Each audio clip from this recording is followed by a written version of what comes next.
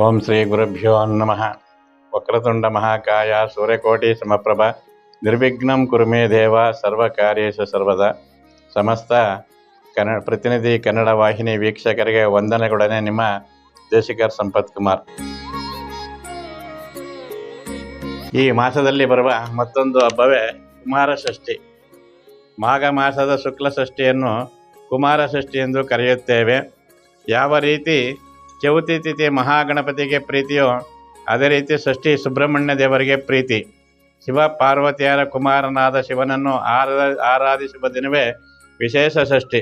ಸುಬ್ರಹ್ಮಣ್ಯನನ್ನು ಕಾರ್ತಿಕೇಯ, ಸ್ಕಂದ, ಮುರುಘ, ಒಡಿವೇಲ, ಶರವಣ ಎಂದು ನೂರಾರು ಹೆಸರುಗಳಿಂದ ಕರೆಯಲ್ಪಡುವ ದೇವರೇ ಕುಮಾರ. ಶರವಣ ಎಂದರೆ ಶರ ಎಂದರೆ ಬಾಣ. ಶಿವನ ಗಣಗಳ ಅಧಿಪತಿಯಾಗಿ ಆ ಬಾಣದಿಂದ ರಾಕ್ಷಸರೊಡನೆ ಯುದ್ಧ ಮಾಡಿ ಜಯಿಸಿದ್ದರಿಂದ ಆತನನ್ನು ಶರವಣನೆಂದು ಹೆಸರು. ಅಧರ್ಮನೆಂಬ ರಾಕ್ಷಸನನ್ನು ಕೊಲ್ಲ ಬಂದ ದಿನವೇ ಷಷ್ಠಿ. ಅಧರ್ಮರೆಂಬ ರಾಕ್ಷಸನನ್ನು ಕೊಲ್ಲಲು ಬಂದ ದಿನ ಆತ ಭೂಮಿಗೆ ಕಾಲಿಸಿದನ್ನು ನಾವು ಷಷ್ಠಿ ಎಂದು ಹಬ್ಬವನ್ನು ಆಚರಿಸುತ್ತೇವೆ.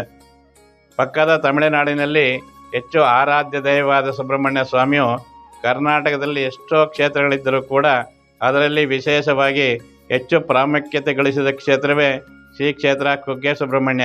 ಇದು ದಕ್ಷಿಣ ಕನ್ನಡ ಜಿಲ್ಲೆಯಲ್ಲಿದೆ. ನಾಗರ ಶಿಲೆಗೆ ತನಿ ಎರೆಯುವುದು ಅಂದರೆ ಹಾಲು ಎರೆಯುವುದು ನಮ್ಮಲ್ಲಿ ವಿಶೇಷ ಪದ್ಧತಿ. ಸುಬ್ರಹ್ಮಣ್ಯ ದೇವರಿಗೆ ಕೆಂಪು ಅಕ್ಷತೆ, ಕೆಂಪು ಹೂವು ಹೆಚ್ಚು ಪ್ರಿಯ.